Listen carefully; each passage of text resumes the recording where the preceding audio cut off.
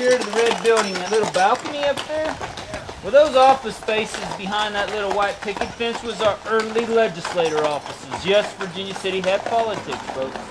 It became the territorial capital of Montana in 1865, but Helena, they stole it from us in the middle of the night in 1875. It remains in Helena, Montana today. But all very early territorial government offices right there, folks. Now, folks, if you look right there on top of the hill, have you been to Boot Hill? Well, right up there is Boot Hill. It's easy to drive to. There's 5 guys buried up there. They were hung right here in Virginia City. If those 5 guys would have left the stagecoach alone, they would have been buried in the respectable cemetery, which is about 100 yards to the east of the Boot Hill. But they were outlaws, folks. Huh? Nope. There was Jack Gallagher, Boone Helm, Clubfoot George. Those guys, Clubfoot George, and I'll tell you a little bit about those guys, but the outlaws were buried on Boot Hill. And if you get a chance to go up there, folks, it's a great place to take some aerial photos of the town. And it's a great place to watch the sunset down into the Ruby Valley. Now, folks, if you look right up the road, the green building is a good old American flag flying off that building right up the road. Does everybody see it? In 1864, folks, that building was built specifically to be the very first courthouse up in the Montana Territory. Then in 1876, that building became the very first hospital. The nurses were Catholic nuns. The doctors, no Harvard University graduates, but they had doctors. Now, remember, you're out here in the wild, woolly West. We don't need to make up no stories. Everything I'm telling you is politically and historically correct. They say the hospital is haunted. Yep. Got ghosts, gang. Now, to give you a little history about the town, in 1997, the wonderful state of Montana, they purchased Virginia City from Ford Bovey. Yep, one man owned the whole town. Now, Ford Bovey, he was the only child that Sue and Charlie Bovey had, but it was his parents, folks, that actually saved the town. Simply because they're the ones who came up here in the late 1940s, early 1950s. Bought these buildings with their own money and restored it with their own money. But their son, he lost interest in the town. He sold out to the state. He got $6 million just for the property. Now that's half of Virginia City and all of Nevada City, which is a ghost town a mile to the west of us. Then he got an extra $2 million for the contents inside these buildings, the antiques. Yup, the state, they got $8 million invested, folks. And believe it or not, they're doing a good job themselves, preserving these buildings, making it a fun place to come visit. So hats off to the state of Montana. They're really doing a good job. You're wondering where old Charlie Bovey, the father, got his money, folks? He was the founder of General Mills.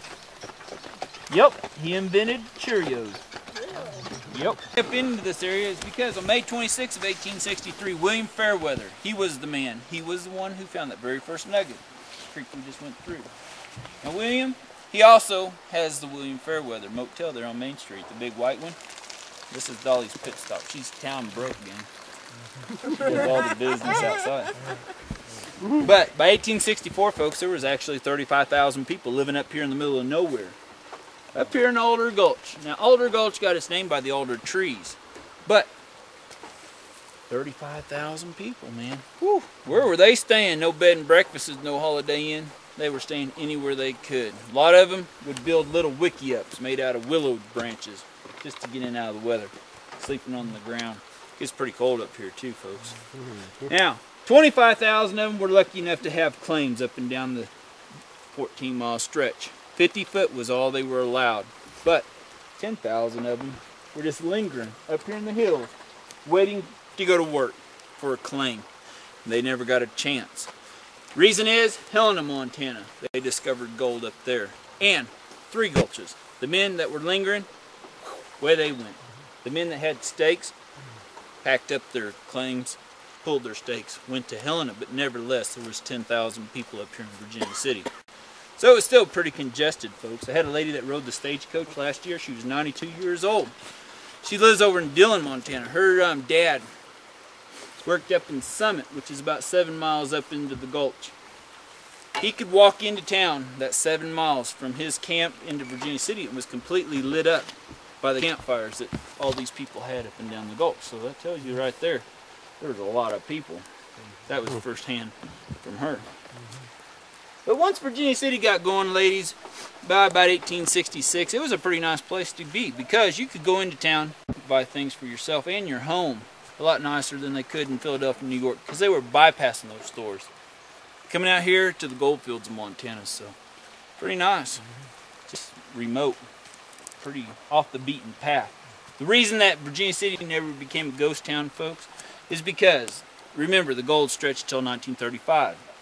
By the turn of the century, technology kicked in. It was Harvard University that designed the dredge boats. Now, they never got up this far, but they did go right past the depot there in Virginia City and worked about 10 miles to the west, clear into Alder. But that's the reason the gold was pretty plentiful clear up till 1935. Those machines would go down a lot further, get up the remaining placer gold. And you can see the destruction they did from the tailings. But by 1935, folks, once Depression hit, it was over. I mean, Harvard, they pulled the dredge boats out. And 12 people made up the population up here in Virginia City. The reason Virginia City never became a ghost town is the capital seat they took, the county seat. This is Madison County. It gave Virginia City a pulse. 12 people up here, but it still kept a few people employed. People had to come into Virginia City to pay their taxes, get their car license. But nevertheless, folks, 12 people today, there's 150, 140 registered voters. Half of them go south, so it's not a good place to be. 1989, it stayed 45 below zero for 2.5 weeks up here. Oh. Yep. Pretty chilly, huh? Do you live here year-round? No. These guys, they throw these little auctions up here. They're called cabin fever auctions. Well, trust me, whenever these people are done seeing each other in the winter, they're ready for some new faces because they definitely got cabin fever. Believe me, boy, this is a weird little town. How much snow do you get? Last year I think we got 56 inches. That wasn't a lot because the winter was really mild last year, folks, they said. And I left, and I spent a winter up here in 97, and by 98, September the 16th, we got 8 inches of snow, and I was ready to go. 2 weeks after that, folks, we got another 8 inches. Union City was the furthest mine, folks. It's like at 8,100. So you can actually take this whole range, they call this the Gravelly Range, once you get 8 miles up here, and you can take that clear into West Yellowstone. They do tours on snowmobiles. A lot of the population, 80% matter of fact, made up the population, simply because the Civil War was going on. Hey, what a better place to be. The people in the South were getting burnt out, their plantations were getting burnt, their homes were getting burnt. The gold fields of Montana looked pretty promising to them. So here they came. Now, when they would play Yankee Doodle Dandy up in the Opera House when we go by there on the way out of the gulch, they'd shoot holes in the ceilings. When Abraham Lincoln was assassinated, folks, they danced here on Main Street through a big party. Yep. Varina was Jefferson Davis's wife. I call her Varina. That's the way I pronounce it. People corrected me and said it was Varina. But anyway, Varina. That was the name of Virginia City. But it was a Union judge over the territory. He was a supporter of the Union. And he was the law. He wrote off, just off the top of his head, Virginia City.